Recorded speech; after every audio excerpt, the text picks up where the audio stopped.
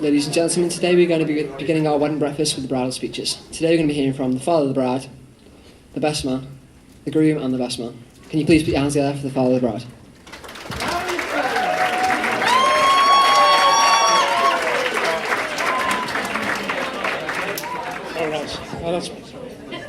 Thought I was going to have to shout.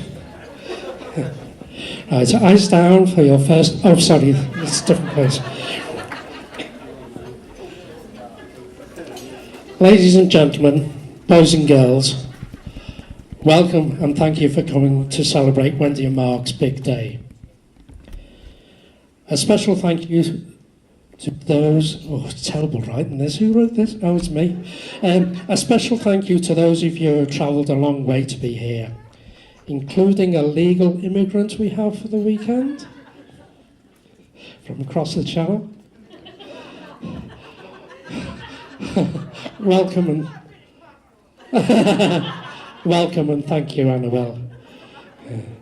Bienvenue et merci. Bienvenido y gracias. I can't remember how many languages you speak. What's that one? Oh, I don't know. Anyway.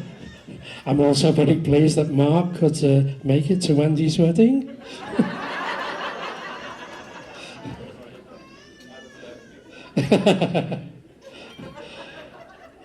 You'll have to excuse me. I remember some advice to amateur public speaking, possibly from Bob Monkhouse.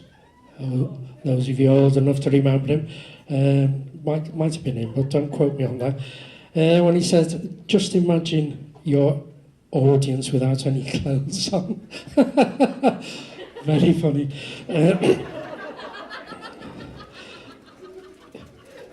You'll be pleased to hear I won't keep you long.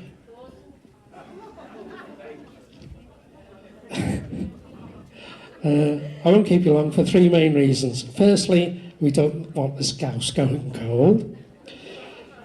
Secondly, it might be embarrassing if we start to hear Nicola's tummy rumbling. And finally, because my first wife says I'm a man of few words anyway.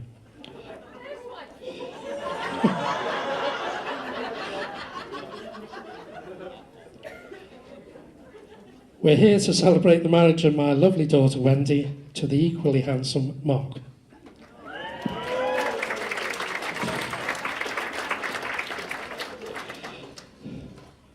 Are you liking it so far, James? Right, I'll carry on then. I'd like to thank everyone who has made this day possible, including the financial contributors, namely Mark's parents, Joy and Phil, my first wife Pauline, and her good friend Isa, and last but not least, Wendy and Mark themselves. My first wife has asked me to point out that neither Wendy nor our adopted son Paul... I meant to have a word with you about that, sorry. That they've never asked us for a penny. I agree. A few grand now and then, but never a penny. Oh, Paul, while you're on that, you're on the Scrabble table, aren't you? Yeah. If you have a word with your cousins, they're both chefs, they might tell you how to make a proper tea. Proper tea. Got there. I'm not supposed to share with you an amusing story about Wendy in her early years. Don't worry, Wendy. Now, if this day had happened 10 years ago, or even 5 years ago, my memory may have stretched that far back. However, that is no longer the case, as my first wife, Audrey, will testify. The happy couple, Jennifer and Roger, also know that's the case. My memory is so poor nowadays, I could arrange my own surprise party. Instead, I can recall a more recent conversation when Wendy and Mark were discussing their special day. Wendy was concerned the group photographs may look a bit strange, with there being only one bridesmaid. Mark said, "OK, we'll get rid of her." Thankfully, common sense prevailed and the lovely Nicola survived the cull. There was also a more recent conversation. Sorry, Phil. When Wendy was explaining the itinerary for today at our house, and one of the things she first mentioned was the makeup girl will be here about 8 o'clock. And Phil said, "Will that be long enough?" I'm now obliged to welcome Mark to the family, but I'm afraid that boat sailed some time ago. Now, if this has happened, say, 10 years ago, or even 5 years ago, that would have been a different scenario. However, it's useful having a competent toilet seat fitter in the family. Finally, it's my privilege and great pleasure to ask you all to raise your glasses and toast the bride and groom, Wendy and Mark.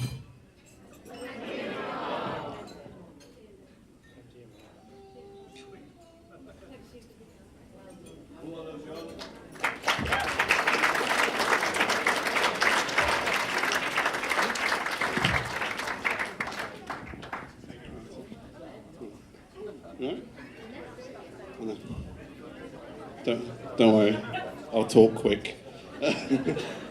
Right. Have you got a bet going on? All right, who's winning? Oh, right, okay, right. I do talk really quickly when I do speeches, so I'll try and keep it at a good pace. But I'd like to. Flip it back. We already started. Just. That's my last opportunity to talk. So there's no.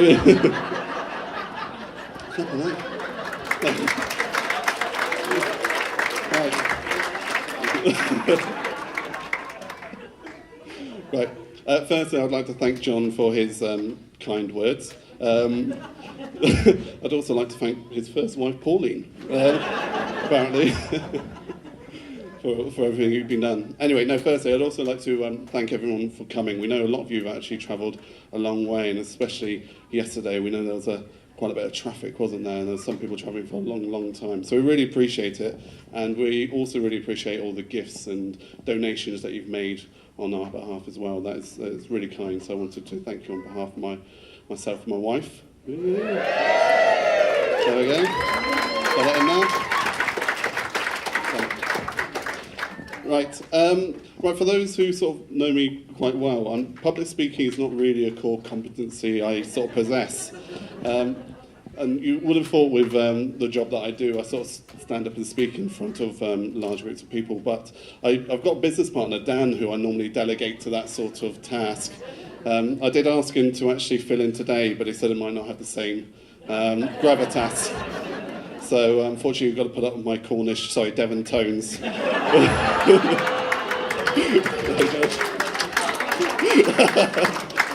Sorry. Now, as though I am from the IT background, I do want to embrace my IT roots. So what I'm doing is I will actually be supporting this speech with a small PowerPoint presentation. So this is my speech here. So in true PowerPoint presentation style, we do have an agenda. So first on the agenda, I've got to thank John for his kind words. So we've done that. We're going to have a brief introduction to his speech, so we're partway through that at the moment, so we'll be completing that shortly. I will be talking about the Phillips and Pennington family, and then maid of honour, groomsmen and other very important people. Talk about my wife. That'll be broken down to 2 key areas, which will be our time together and what she means to me.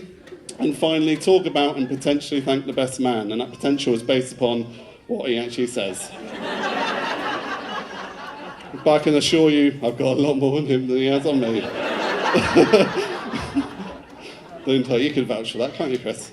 Yeah. behave. Right, we'll move on. Right, we'll talk about the Phillips and Pennington family. So firstly, I would like to thank, again, John and his first wife, Pauline, for making me very welcome to the Phillips family. From the first day that I've met them, they've really embraced me as part of one of their own. And I'd also like to thank the extended Phillips family. Again, you are a lovely lot. You're very kind and generous, and again, including me as part of that, so it's really appreciated. And speaking as part of a lovely lot, you are actually quite a sociable lot, aren't you? You do like a good party, don't you, Pauline? We do like a party, we do like a few lemonades, don't we? So I'm quite surprised they haven't actually disowned me, because well, I'm going to be jumping ahead, Pauline, just, yeah. Parties, especially at Pauline and John's house, they do go into small hours, don't they? And I do struggle past about 10 o'clock. But we have got this nice symbiosis sort of relationship going, so they accept that I fall asleep in the chair in the corner and they just carry on having a party around me, so that's okay, isn't it? So I'd also like to finally thank you for raising such a kind, caring, and beautiful daughter. It doesn't take longing of company to know where she got it from. So I'd like to thank you for that. So,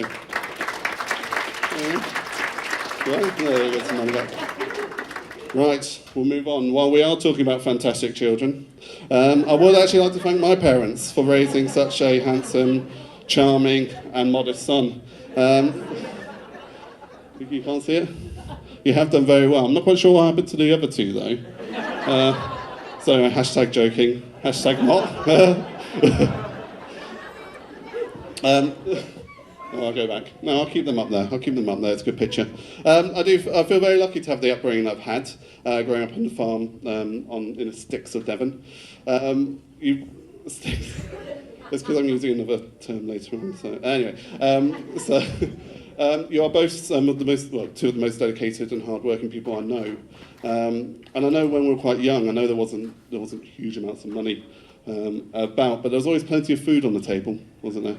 Because whenever I asked for seconds, Dad always came back and said, "No, you've had plenty, didn't you?" So it's fine. So we did that well.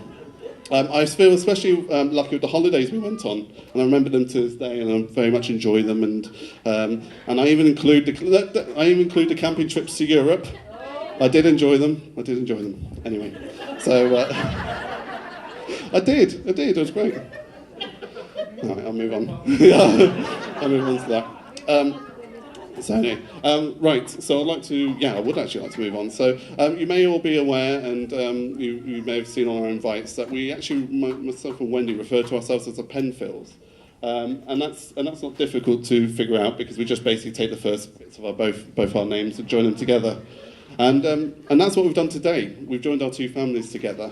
And I wanted to take this opportunity to thank all four parents for everything they've done. They've done a lot behind the scenes, not just in the last sort of 9 months since we've been planning this and contributing, but also supporting us over the last sort of nearly 12 years. Yeah. Ooh. That's good. So I'd like to take this opportunity to raise a glass to the Penfield parents, if possible.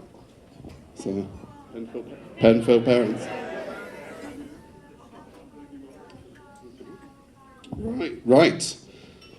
We'll move on to the next section. So we've got the Maid of Honour, groomsmen, and other very, very important people.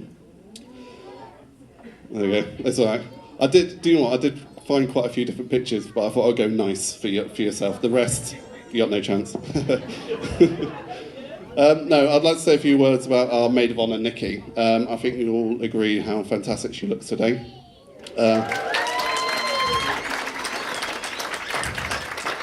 You did a great job getting Wendy ready this morning and getting her to the church pretty much on time. 4 minutes late, but that's okay. I am a sticker for timekeeping, I'm going to be honest. But anyway, no, thank you for all the support you've given myself and Wendy over the years, and you're really good friends, so thank you very much. Right. Okay. Paul, groomsman. There we go. To be fair, that picture does sort of sum me and Paul up quite well, actually. thank you for helping assisting today, and it's especially thankful because we know Liverpool was playing. Did they win? Right, we're going to talk about that. No? I should probably check that actually. I just assumed. Weren't they playing Barnsley? All right, I'm going to talk about that. So if you know Paul at all, you know he's actually quite an avid snooker player. And whenever we go away on holidays, we always like to have games of Paul in a bar, don't we, in the local bars. So I don't know how many games we've played, but it must be 50 plus. I don't know, but in those 50 plus, I've won only one game, haven't I? Yeah, I've got the mic, they can hear you. So I've won one game, but boy does he know about that. But it's okay, when he falls out on me, we do just kiss and make up at the end, don't we? Although Paul's normally a keen recipient of a hug, but I have to do a bit of a stealth one sometimes, don't I? But anyway, thank you, Paul, for everything. Right, moving on. Dan. Dan. Right, again, for those that don't know who Dan is my business partner. I met him about 15 years ago at university.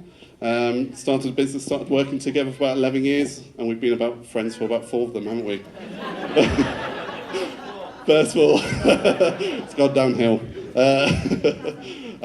But anyway, no, thank you for all the tech stuff today, streaming, setting up the projector, getting this all working, so thank you very much for that. To be fair, me and Dan have been described several times about being a married couple, haven't we? And I can understand why. Sometimes we do get on, sometimes we don't see eye to eye, and then sometimes we just want to kill each other.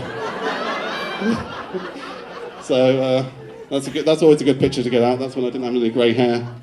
Yeah. So anyway, thank you very much for that, Dan. Right, I'd also like to thank our beautiful flower girls and page boys. You were fantastic today.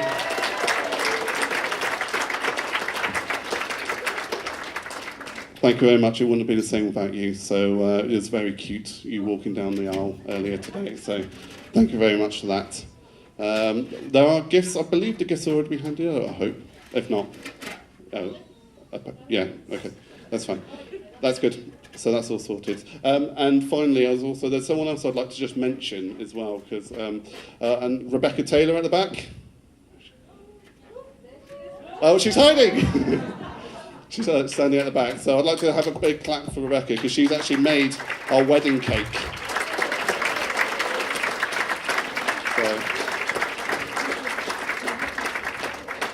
So she's done a fantastic job. You should really do it as a job. I won't actually say what she told me a minute ago about it, so she said not to. But no, it's beautiful, it's fantastic. I think when we asked her, I think she was a bit like, oh my goodness, what have I got into? So, but you've done a very good job, so thank you very much for that. Right, so the next section, my wife. So, there we go. Yes, dear. There we go. Right, son-in-law. We'll see how this section goes. Firstly, I'd like to say how lucky I am that you agreed to be my wife. I feel very privileged. I am not one for exhibiting huge amounts of emotion, but I'll certainly try my best in this next section. I have got slides. Myself and Wendy, we actually got together on a night out in Stafford, didn't we? We had known each other and been friends for a couple of years before that. I think Wendy had just given up waiting for me to make a move, so just sorted it out yourself, didn't you? Yeah. I've never been the greatest one at picking up signals, have I? It was only a few years after you actually said that you've been trying to get together before. And I'm still arguably quite rubbish at doing that now, so I apologise for that. Since then, we have actually moved in together and we've started building our lives. It's now nearly been 12 years and we're here today. And I just wanted to tell you how much you mean to me. Now, again, not being the most expressive person when it comes to emotions, I thought I'd use the romantic medium of a line graph to describe how much you mean to me. Oh no, sorry, that was, oh no, I missed out on a slide. That was just pictures of us whilst talking, so sorry about that. We'll come back to that later maybe. Right, we have a line graph. Okay, So obviously we have time along the x-axis and the other one along the y. Now, you can see a constant growth in how much I love you. Right, the dip. I'm glad you asked about the dip. You did go through a phase for talking to me during episodes of Doctor Who, so unfortunately it did have a negative impact. But we got over it, we talked about it, and we're stronger, aren't we, because of it? So we're doing all right now. So and I can only see that trend continuing. So I know it's good, isn't it? So anyway, I'd like to. I can't. What's the next slide? Oh yeah, we'll go on to the next slide there. I'd like to thank Wendy for putting up with me all these years, and many more to come. It can't be easy. And on the face of it, we're actually quite, I suppose, different people, aren't we? I mean, I'm from the darkest depths of Devon, and Wendy's from the relatively built up part just over the river from Liverpool. I'm relatively tall, quiet and tidy, and Wendy isn't. But it works, and I really enjoy our time together. I'm really looking forward to our lives together going forward. So thank you very much for doing that. So oh yes, I would like to raise a glass to my wife Wendy. Right. Arguably, it's not even a word, but we'll go with it. We'll move on to the next section, the one that Chris has been looking forward to, my best man. So,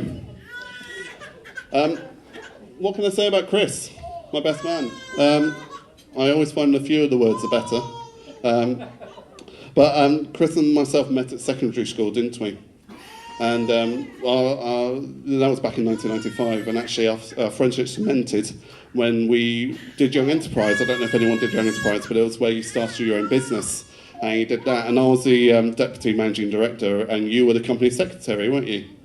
And I know what you're thinking. Chris was being company secretary. What's he look like in a dress? Well, very fetching. You're a lucky lady, Sadie.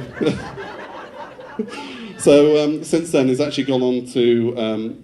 You've actually had a few different jobs, haven't you? Since but you've actually landed up getting a job at the Royal Navy, haven't you? So that's what you're doing. So he's out there sailing the world, protecting our country. He's a true hero. He is a true hero. That's what he'll tell you. He's actually. He's actually based in the relatively landlocked town of Yeovil, being a weatherman, aren't you? So I probably think less that and more Michael Fish in a dinghy. But anyway, all joking aside, you've been a great friend and you're a hero to me, especially when you're not calling up for IT support all the flipping time. You need to stop that. Thanks for all you've done for organising me today and the stag do and all those bits and pieces. It's been much appreciated. So without further ado, I will have to hand this mic over. So I'd like to do one last time to thank you all for coming and spending your time to share our special day. And I'll pass you over to my best man, Chris. Thank you very much.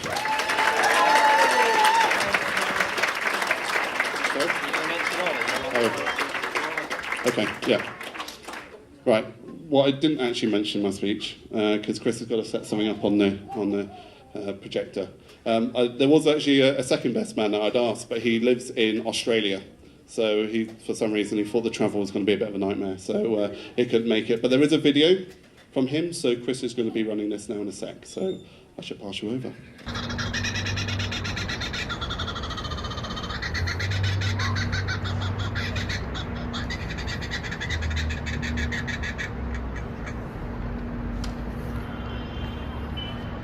Oh, g'day, from down under. For those of you that don't know me, my name's Ollie. Mark, Wendy, I'm really sorry I couldn't be there today. Mark, I just want to say you've met a real Sheila. For those of you English folk that don't know Australian, that means a woman.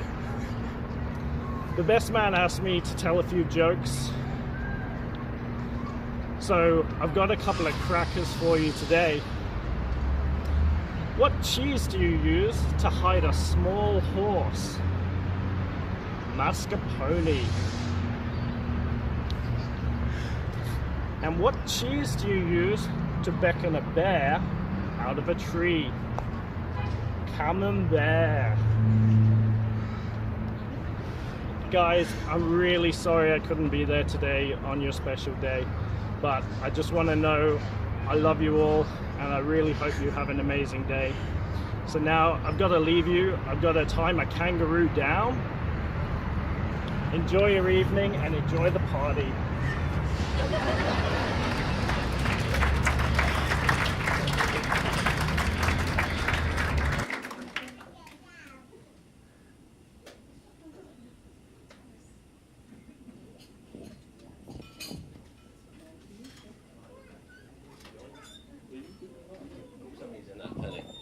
After that character assassination, brace yourself.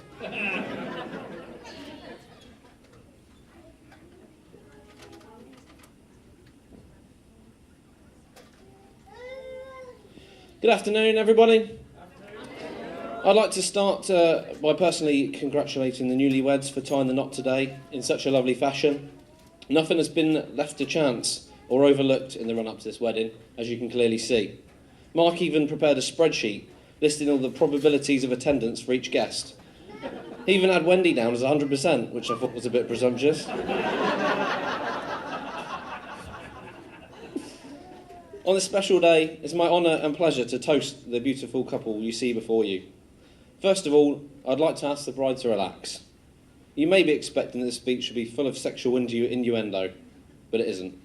Admittedly, it was at first, but my wife made me whip out all the naughty bits. When us our old school friends get together, we often resort back to childish humour. Don't worry, Mark, I haven't gone overboard with the ginger jokes. But for safety reasons, I did get the staff to install low wattage light bulbs so you didn't get sunburnt before your honeymoon.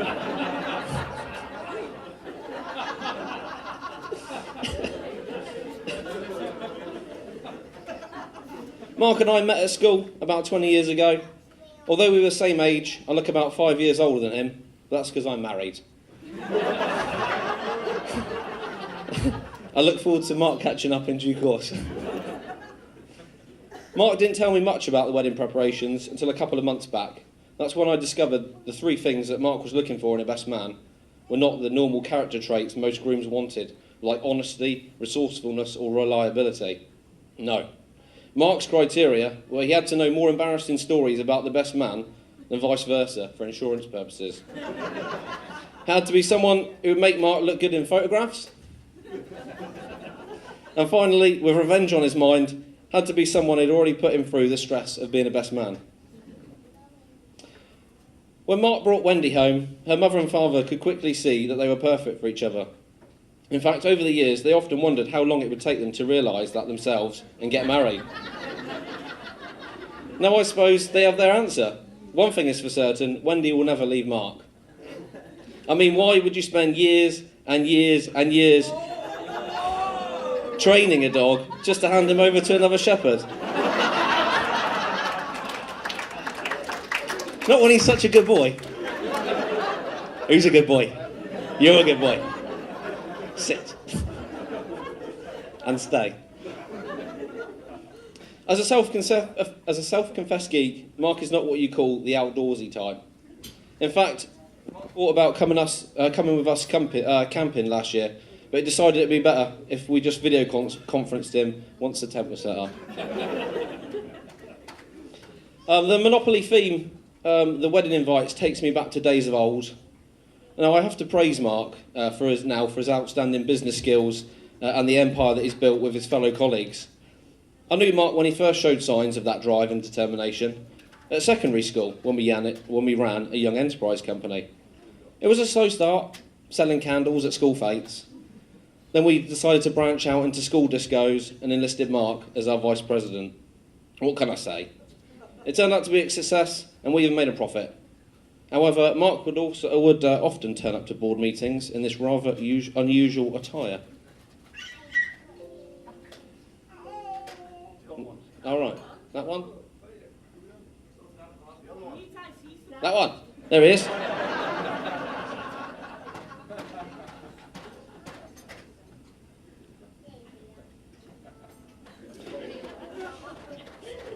Mark, being the good friend, has given me loads of advice over the years, mainly ditch that girlfriend, or that highly technical advice, turn it off, wait a few minutes, and back on again.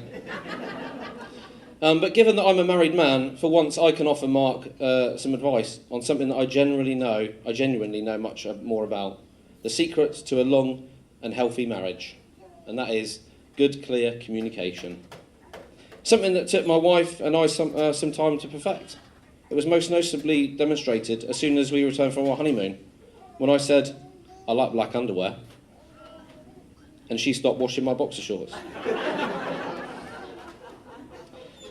Today is about the happy couple, and we could clearly see how happy Mark and Wendy make each other.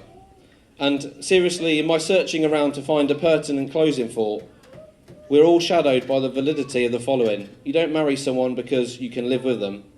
You marry them because you simply cannot live without them.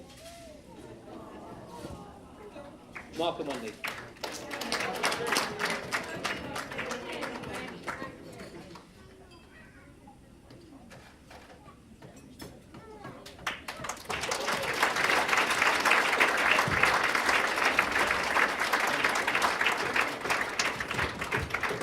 Ladies and gentlemen, your food will now be served.